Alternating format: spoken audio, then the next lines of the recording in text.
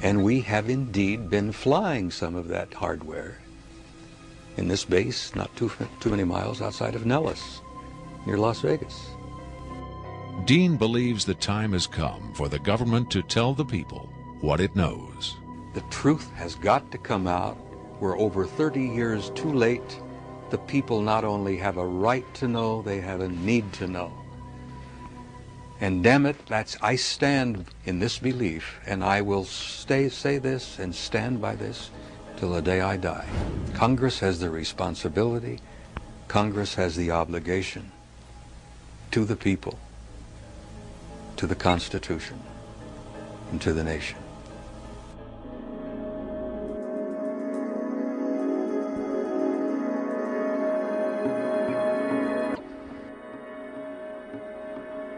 Did this alien die? I can't answer that with certainty. I do know the interviews came to an end. Whether the being died or was retired, and I don't mean that in the spy thriller sense of having it killed, I mean retired from the interview process. I just don't know. I'm fairly certain it didn't go home, at least not in the physical sense. But these beings, they don't seem to be very concerned about dying or avoiding death. Why do you think that is? Maybe they know what comes after death with more confidence than we do. Maybe there's another vessel waiting for them on the other side. The other side? Yes, which may in fact be where they come from in the first place. I've heard the claims that they come from Zeta Reticula or the Pleiades, but it hasn't been established that they come from out there at all. Their saucers may not travel through space as we know it. They may fold in from another dimension, another reality. You make them sound almost supernatural, like angels or devils. Supernatural is just a term for aspects of nature we don't understand. For many people, they certainly do serve the functions of both angels and devils, forces we can't comprehend. Have you had enough of me? I think I've earned my money.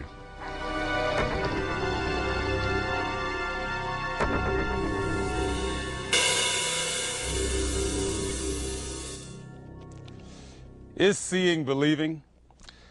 Can the images on this little tape really be what Victor claims? To even take the question seriously requires a belief in the possibility of wonder, a willingness to accept an almost unimaginable truth. It's far easier and safer to label it a hoax. I'm standing on Nevada Highway 375. America's official extraterrestrial highway, redesignated last year by the legislature in acknowledgement of the worldwide fame that has become attached to this desolate spot. Beyond those mountains is Area 51, the most widely discussed secret place on Earth. Whether as a hoax or a mind-expanding revelation, this alien interview is now a part of the Area 51 legend. There will come a day when the secrecy at Area 51 ends. When that day comes, then we will know whether this tape was real and what the true motive was for its sudden appearance. We can only speculate, investigate, and hope.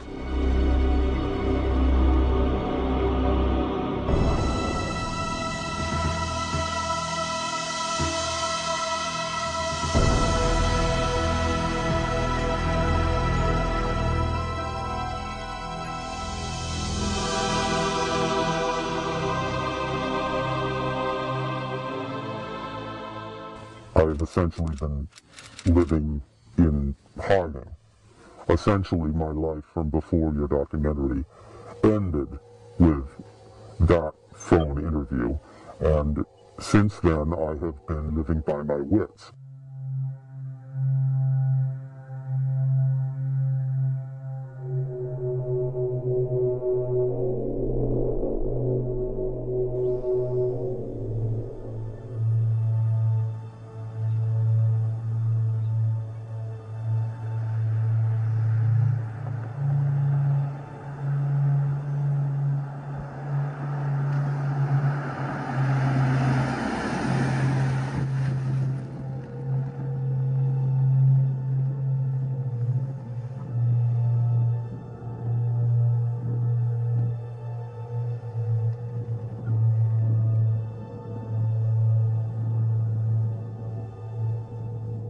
two of you, two cameras. I was under the impression that it would only be you and your camera. All right, Victor, duly noted. But you did come to us and Yes. request this interview, Yes. and you did request money, which you've been paid. Yes. Per your insistence, it was just to be me, Yes. and I'm not a professional cameraman, so I did bring along a second cameraman to shoot some additional footage so we have something to cut to. Okay, on B camera? B camera set. Okay, here we go. So, Victor, here we are. Well, I must say that I never expected to hear myself called Victor again, or to find myself in disguise in front of a camera again. It's now been 11 years since we last conducted that interview. Yes, the Art Bell interview you arranged for me.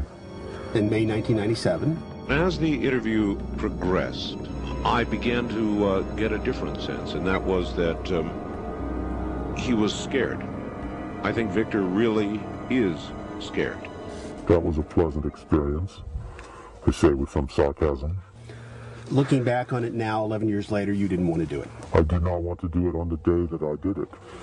You and that rocket man foisted it upon me after we had made an agreement for one on-screen appearance in your little documentary, and then somehow that agreement metastasized into an ongoing series of promotional appearances, which was not part of the agreement. You agreed to do that one phone interview with Art Bell Coast to Coast to promote the video at the time. Which was a live interview, and I had made it abundantly clear that I was not to be put in a position of revealing my whereabouts in a live situation. Again, Victor, with all due respect, you knew that the Art Bell show was live. You say that now, that's not how I remember it, but in any case, it's a thing of the past. Well, in any event, you contacted us for this interview. This situation has not been of my choosing. If I came to you and requested, as you say, in fact, I find that characterization insulting. I did not request to give you information. I offered you information. Yes, I did demand payment. Certainly I demanded it. I would not have been given it had I not demanded it.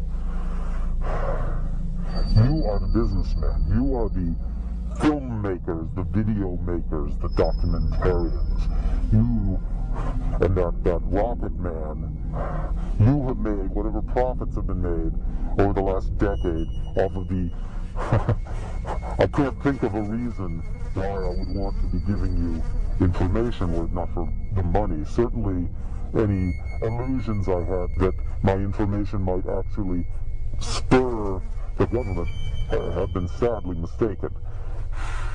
It's been 11 years since I brought out that tape. What follow-up has there been? Who among these so-called ufologists, these self-proclaimed investigators, show me one of them that's demanded information about S4 under the Freedom of Information Act.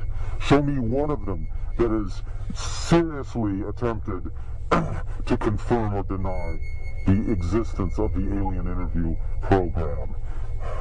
All they care about is talking among themselves and making videotapes, making documentaries, promoting themselves.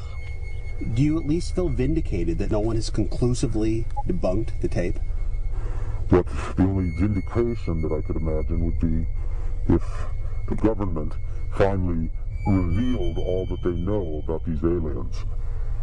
So are you saying that the internet truth seekers are not living up to your expectations?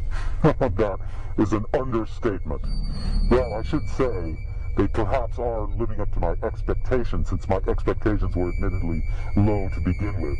All the days in which people took Bob Lazar seriously, and who is that person in your documentary, that Morton character? Sean David Morton. Yes, a researcher. What has he discovered to corroborate or debunk the interview since that time? He was more than happy to take it at face